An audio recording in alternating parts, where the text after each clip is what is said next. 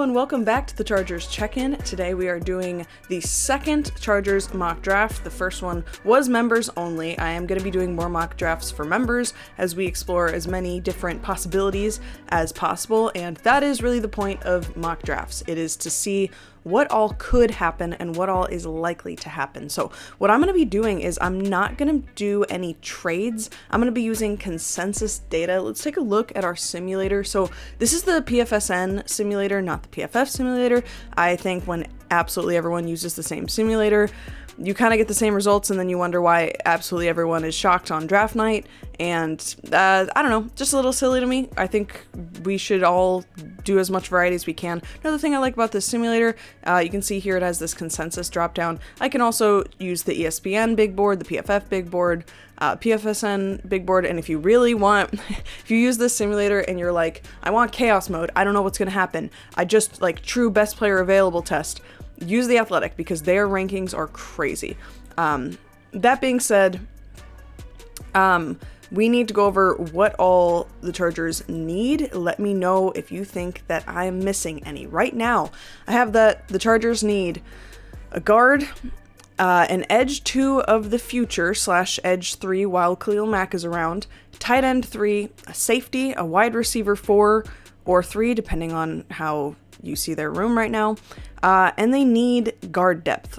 Optional for them is linebacker, swing tackle, center depth, corner, pass rushing, defensive tackle. The reason I say center depth is optional is because I just think if you get guard depth in free agency post-draft, you're probably getting someone who can also play center, so I don't see that as a draft necessity. But what you can see is that they don't have as many draft picks as they have needs, right? That's the reality of 5 draft picks. It's unfortunate. But essentially the point of this mock draft is just to talk about these players, get you guys familiar with who could be there and why you would take them or why you wouldn't. It's not me saying if this isn't exactly how it goes, then that's bad or anything like that. Consider this an exercise in why needing a guard and edge who can play right away is kind of scary. That being said, I do have a bit of a Chargers big board, kind of, for round 1, and I'm going to start with that. I want to know what you guys think of this list. So I have it divided into players that are worth staying at pick 22 for, and players I'd prefer they get later, but I understand it takes 2 to trade, and they may not be able to trade out of their spot kind of players. So some of these are extremely unrealistic, but that's big boards. Someone could fall, and yeah, I don't know. Just seems prudent to have it all. So Sonny Styles, that's the linebacker from Ohio State. Vega Owane, you guys know who he is by now. Spencer Fano, he is a tackle who could also play guard. And Kenyon Sadiq, tight end out of Oregon, obviously. Arvell Reese and David Bailey, Ruben Bain, those are all edge rushers. Arvell Reese is also an off-ball linebacker. Francis Mauigoa, he will almost certainly be gone, but that's another lineman you could convert to guard. Cornell Tate, the wide receiver, Jordan Tyson, the wide receiver, Dylan Thieneman, the safety, Caleb Downs, safety. So those are my, if they're there, just run the pick in. You can figure out other positions later, but the best player is so much better than just drafting for your need that you need to run it in kind of thing. And then players I'd prefer they get later, but I understand it takes 2 to trade. So this is where we have to kind of consider that while I still stand by the most optimal thing that they can do is trade out of 22, the most optimal thing in terms of value, the most optimal thing in terms of this draft, the thing about trading out when there's not much value to try to go get more value is who's going to trade in? Who is trading in for who's going to be available at 22? Sometimes, the way the board falls, it would make sense for people to trade in. Sometimes it doesn't, and we'll take a look at that depending on what scenario we get. But in this category, I have TJ Parker. He's an edge rusher. Emmanuel McNeil-Warren. He is one, if you're a member and you saw my last mock draft, I have added him since the last one. He is a safety. Caleb Banks, he is the defensive tackle. Peter Woods, defensive tackle. Akeem Messidor, edge rusher. Jamard McCoy, that's a corner. And Mekhi Lemon, that is a wide receiver. So briefly, members have already heard this, but I want to talk about why Caleb Banks and Peter Woods have gone from, oh, they should really take them, to, I'd rather they not. I'd rather there's a better player there. And like I said, members have already heard this, but Caleb Banks, he broke his foot at the combine. Now his injury history looks even worse because it's like, he's got an injury history, but let's bet on him. And it's like, hey, his injury history is back again. And he's injured right now. When is he going to be good? It sounds like he'll be good for the season, but how much preparation will he get? On top of that, the Chargers just signed Dalvin Tomlinson, so the need for a defensive tackle is a little lesser. I would prefer they take someone in the profile of a pass rushing 3-tech kind of guy, and that's someone you can get a little bit later, or that you just like don't draft this year. I would like it if they drafted this year, but they have other needs. And Peter Woods, he's had a weird pre-draft process. He went to the combine, he was light, and then he didn't do any drills. So it's like, okay, you're really light for a defensive tackle. You're still saying you're a defensive tackle, like you're not like trying to push for edge or something, but then you don't test, so you don't show how much more athletic than other people you are, even though that is kind of your thing. So it was just a very weird thing, and it just makes you look more nervously at his 2025 season. I still think he could very well be a really good player. For the Chargers, they have other priorities right now. If Dalvin Tomlinson weren't there, they would be higher on my list, but that was changed with free agency. Jamard McCoy, he's a corner. He could fall because of his tremendous injury history, but he is such a good corner that if he figures out the injury stuff, he would completely change your defense. Mekhi Lemon, I don't love Mekhi Lemon when you have Ladd McConkey, but he is such a good wide receiver, and McConkey and him both have that inside-outside flexibility. I would understand why they would take him. I wouldn't like it. He's the one I would be like, I kind of like him the least, but they'd be getting good value out of the pick. Akeem Messidor, I don't like him as much as other people do. I think, when you are evaluating someone who got to play opposite Ruben Bain, he didn't have to go against a lot of double teams because Ruben Bain was there. That's just how that great defense was. They also have some good defensive tackles. I just don't love Akeem Messidor. He's 25. I want the Chargers to have someone opposite of Thule for a decade. But I would also understand, you're in your Super Bowl window now, get someone who can win now. Akeem Messidor can rush the passer right now. So those are my thoughts on that. Now let's get into the fun part. Let's get into the mock draft here. So we're gonna do 7 rounds. I'm gonna put it on normal speed, and I'm gonna do consensus. I think, I could do PFF, and it's gonna have similar outcomes to the PFF simulator. I don't really want to do that. I don't know. I just think the consensus is gonna be the most valuable thing. I am gonna do other drafts with other big boards because I think it's important to remember that that's the unpredictability of this. We genuinely don't know what's gonna happen. So that being said, let's get started. All right, Arvell Reese goes second, as he should. Ooh, Ruben Bain goes to Tennessee. Mekhi Lemon, really? The Chiefs taking Mekhi Lemon. That's really interesting to me. And I think an overdraft. Okay, Olava Vega goes to the Ravens. Dylan Thieneman goes. Spencer Fano goes. No! Oh, Peter Woods went. That's interesting. Okay, you can see that 2 trades pop up. Decent value. Trading back with the Eagles could make a lot of sense. But in terms of who they're trading for, there could be teams trading for Omar Cooper. His stock has really risen recently, and I understand why. He's a really good receiver. He's someone that I'm considering putting on that second list of I don't love it, but I understand you have to, you can't necessarily just press a button and trade out like we get to on these simulators. And I think it would be a really good complement for what the Chargers have. I think he can do it. I think he can do the deep threat stuff. He can do stuff over the middle. You can mix things up with him because he's a very complete prospect, I think. But in terms of what they want to do, so the names that jump out right away, Avion Terrell, he's a corner. He is, in my opinion, he's one of the best corners in this class. I think I have him at corner number 4 for me.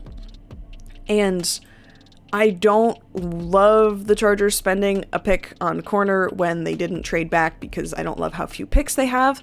Emmanuel McNeil-Warren, definitely have my eye on him. I think he's really good. His stock has risen a lot, and the gap between him and Dylan Thieneman is not high. It's just, he is so good, and he could come out and be a tone setter.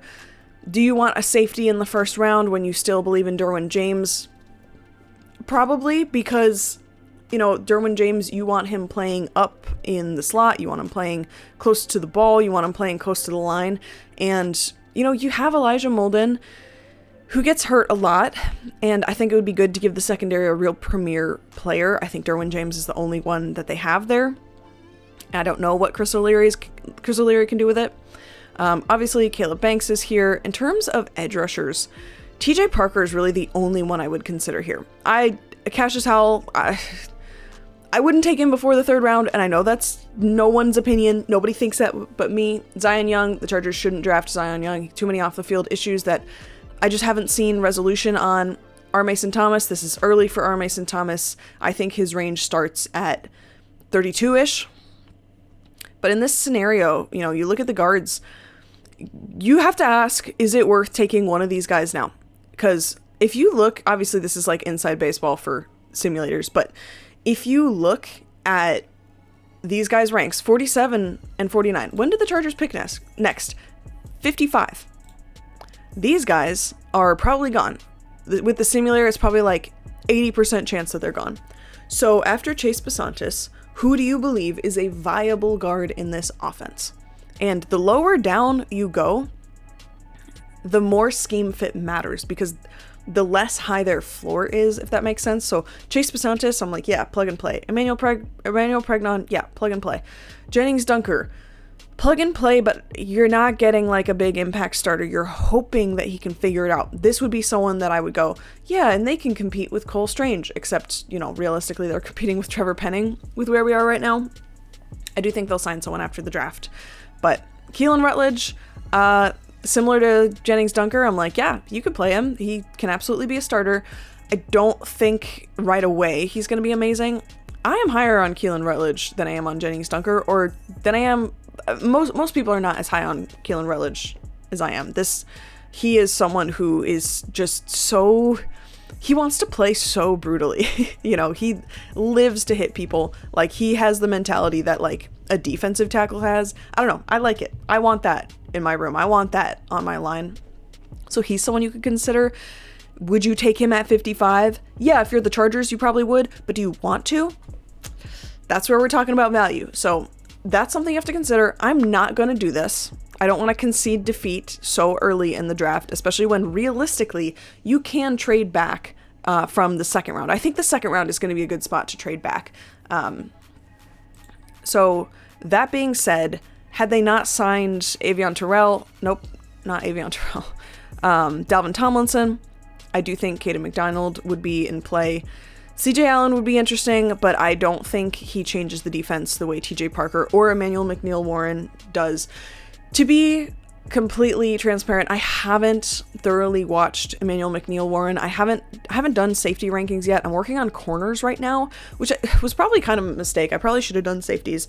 I'm not going to cover every position when it comes down to it. I don't know if I'm going to make a wide receiver video.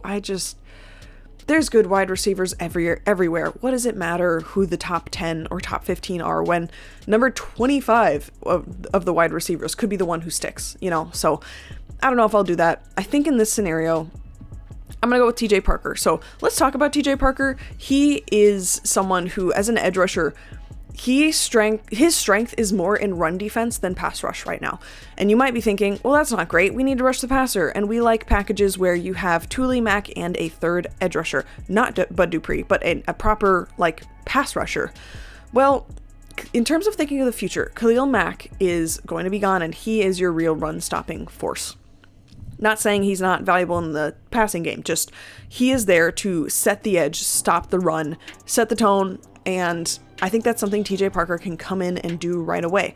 You'll notice that, you know, forced fumbles are something that he can do. That is something I think is really valuable on this line.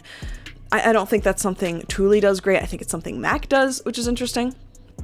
You know, this PFSN summary is going to point out, he's very athletic. Raw athletic score is very high. He has the traits. And another thing worth noting is he's really young.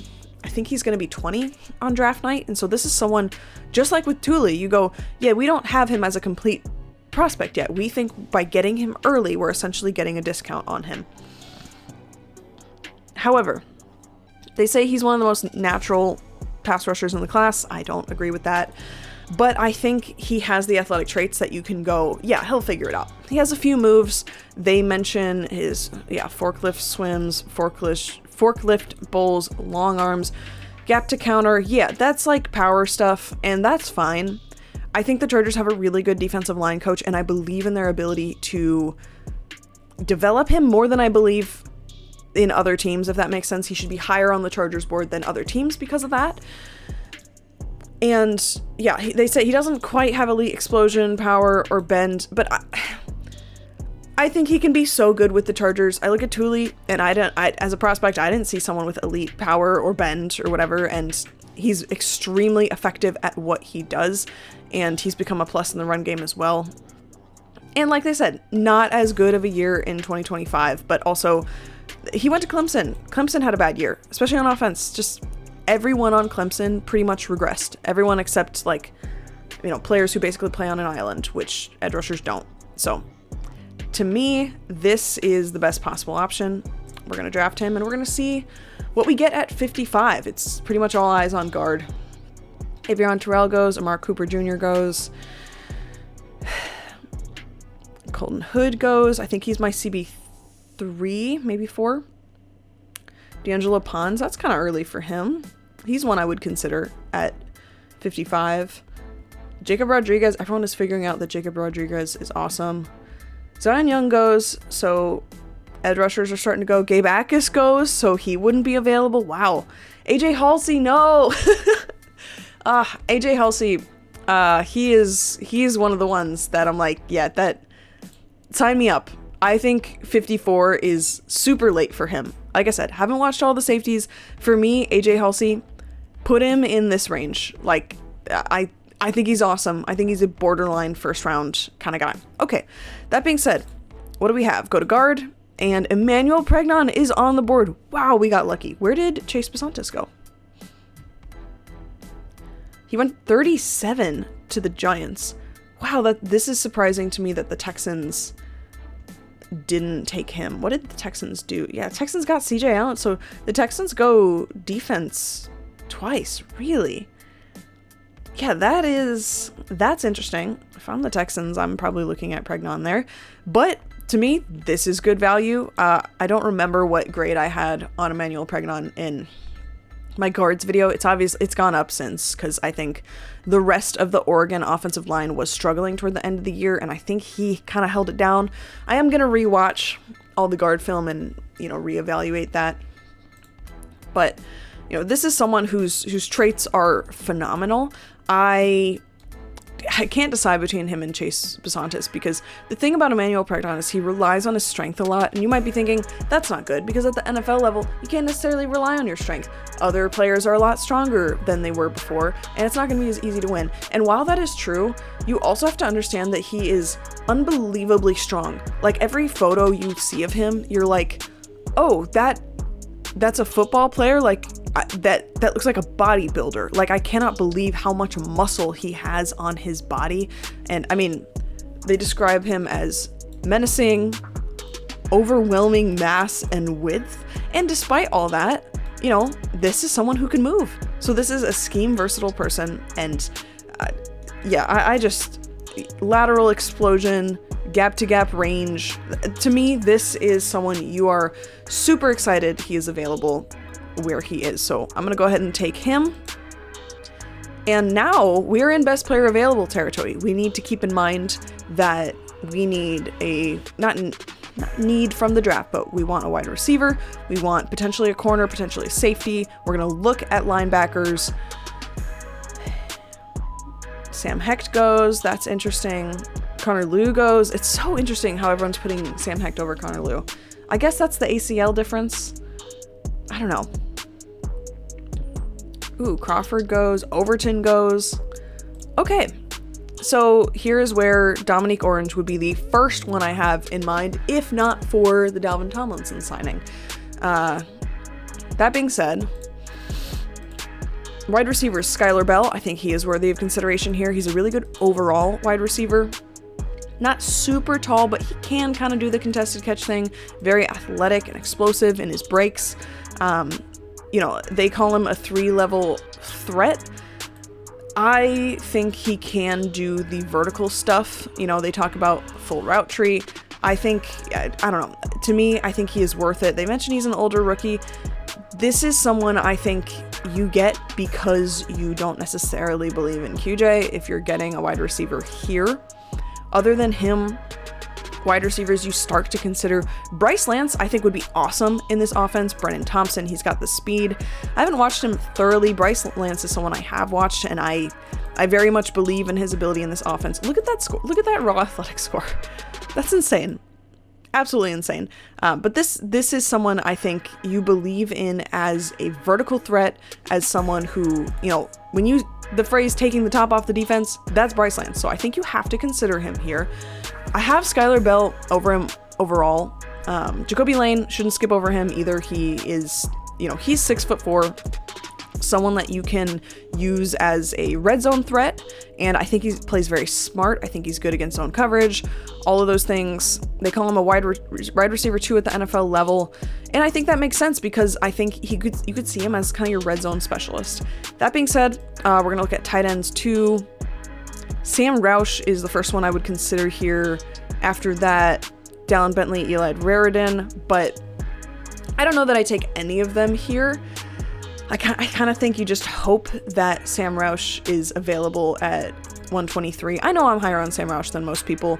Also, we kind of have to talk about Oscar Delp. I think everyone is a little too high on him now, which is, everyone was too low on him. I think PFF had him as like number 200 overall or something like that, and that felt kind of ridiculous. To me, I would probably put him in like the 150s range, maybe below that. I think I had Eli Raridan over him, Dallin Bentley over him, Sam Roush definitely, Marlon Klein barely over him.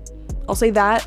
Channel members can see that I have my tight end rankings video up. I'm going to have a part 2 to that up soon. I might only post that for members because that feels like kind of a deep cut thing. So if you want to do a deep dive into the tight end class with me, it is the $5 tier or higher where you get bonus content, or at least where you get guaranteed bonus content. I do sometimes give the other tiers content. So that being said, I don't love tight end here. Jacoby Lane, Bryce Lance, Skylar Bell. I don't think you can go wrong with any of these guys. I think Bryce Lance is the best fit, Skylar Bell is the best player, and Jacoby Lane is the best like immediate red zone impact. So if you want to replace QJ's like 8 touchdowns or whatever he gets, you may think about that. Other than that, safety, Zakee Wheatley. We have a problem of too many good options here. This is looking like a sweet spot in the draft because this guy is explosive. He's athletic. He's a real playmaker in a way that a lot of secondary players aren't. A lot of secondary players, it's like they'll hold their own. They're not going to be targeted, but they're not making the splash plays. And I think Wheatley is. Malik Muhammad, I don't know if Malik Muhammad is a great scheme fit, but he is good enough that he's worth considering. I think with corner, you have to think about how Jesse Minter talked about, he doesn't always want to play in zone. Like sometimes he wants to do press man things, but you don't necessarily have the personnel or the matchups to do that. Malik Muhammad is someone I think you take because you're like, yeah, this is someone who, in terms of matchup, let's see, they say targeted physicality and press man. I think he can do it, but it's just one of those things that I have to ask, what kind of corner do they want? Do they want someone who can do press man? Do they want someone who's big and physical so that when Cam Hart gets hurt, and he does a lot, you have someone in that role? Another person I would consider here, Kyle Lewis. He's one of my favorite linebackers in this class. I think he's awesome. I think he's a playmaker. I think he is the rare linebacker who can get a lot of interceptions, which would be awesome, especially, Tony Jefferson might be leaving at some point in the next couple years. All that being said, just looking at the big board here, Will Lee, this feels a little high of a ranking for Will Lee. Julian Neal, I think, is worthy of consideration. I think he's a really good corner. He's kind of that bigger, taller, longer corner. I think wide receiver is probably the best option here. Man, this is another trade down option, because when you have so many good options, you kind of go, well, what's it matter if I trade down 5 spots, 8 spots? Some of them will still be there. And before I pick, I want to throw something out at you guys. I should have done this at the top, because now not many of you are still watching. But what would you guys think if the Chargers were to take 2 potentially starting guards or 2 potentially starting edge rushers? TJ Parker, edge 3. What if deny Dennis Sutton, edge 4? Don't need Bud Dupree. What does that look like? Because TJ Parker is a real run-stopping kind of edge rusher. Deny Dennis Sutton, this is more your athletic, get after the passer kind of guy. And I also think he holds up in run defense really well. I think I underrated him in my edge video. I'm going to eventually put my top rankings for every position, and he's going to be higher. What if you took him, and then you have a complete edge room, and your edge room is a real strength of your defense, and you know you're going into the season with a real strong point. I don't know that we can say that the defense has a real strong point right now under Chris O'Leary. Like, we just don't know.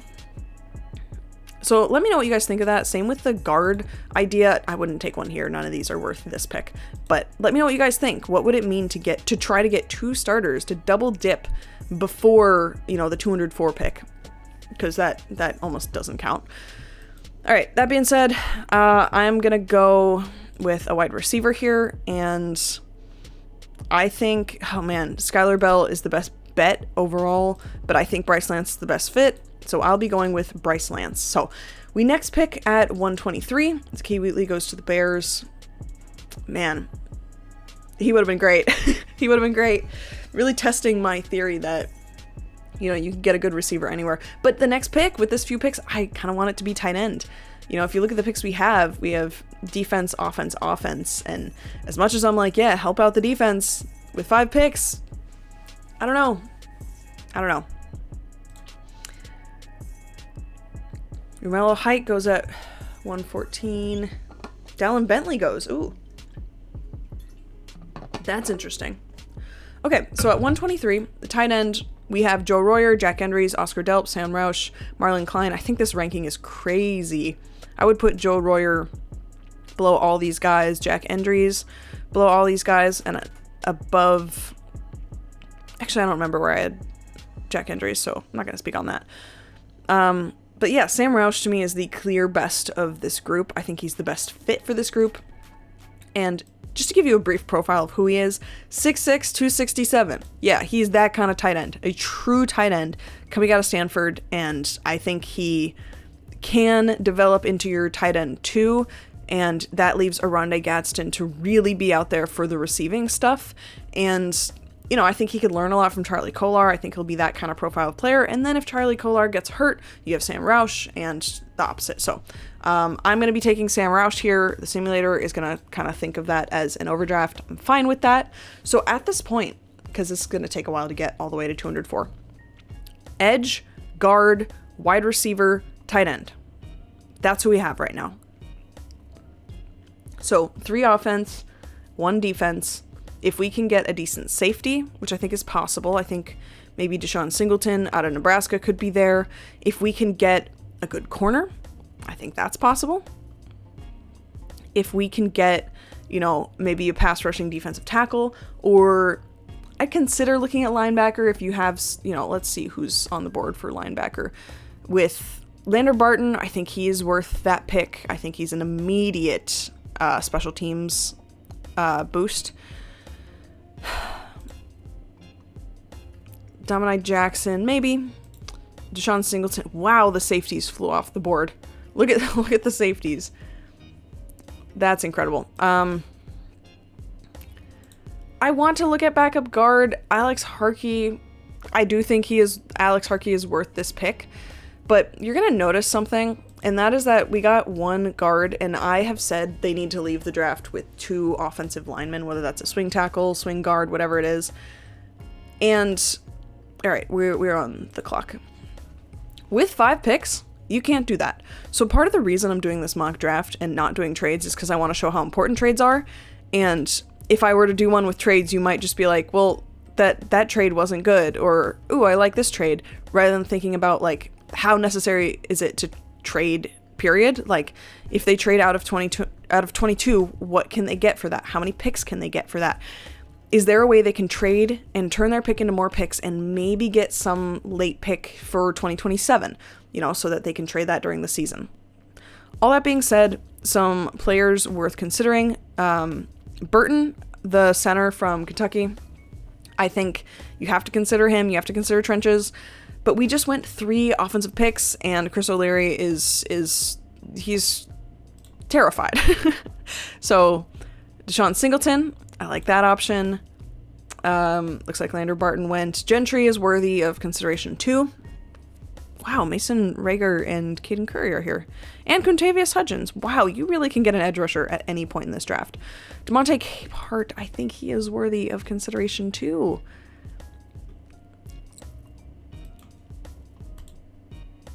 Man, I do think we probably have to go defense here. TJ Hall. Wow, they have TJ Hall ranked low.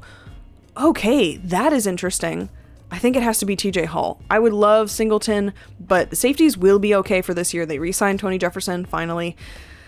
I think TJ Hall is likely to be the move here. Do I just send it? I gotta at least look at what's here. Monte Capehart, I think, is worthy of consideration. Same with Harris, Nick Barrett, Burton. Yeah, I think that's going to have to be the move. Eric Gentry is still here, like I said. Alex Harkey, he should be ranked way higher than this. And in terms of best player available, he should be in that conversation. But with 5 picks and a lot of needs, you don't really get to do best player available, do you? So, that being said, TJ Hall is going to be my pick. Okay. So, here is what we have from this mock draft. TJ Parker, Emmanuel Pregnon, Bryce Lance, Sam Roush, TJ Hall. Okay, so we got defense, offense, defense. So we leave the draft with 2 weapons, a new starting guard, a edge 3 who should be able to be edge 2 next year. Good timing because Thule's going to have to be paid, so we need some cheap talent in the room, and the cornerback TJ Hall. So we are at least adding another body to that room because we did lose one. And yeah, overall, I like this draft. It kills me that we don't have more linemen. I want a swing tackle. I want a guard. I want a bunch. I just want as many as we can possibly get. But this is argument, right? With only 5 picks, this is what you could do. So here it is. So that's my first mock draft. I am going to do another mock draft right after this for members only. And this one, I'm going to give it to all members. So even the $1 tier, everybody's going to get it.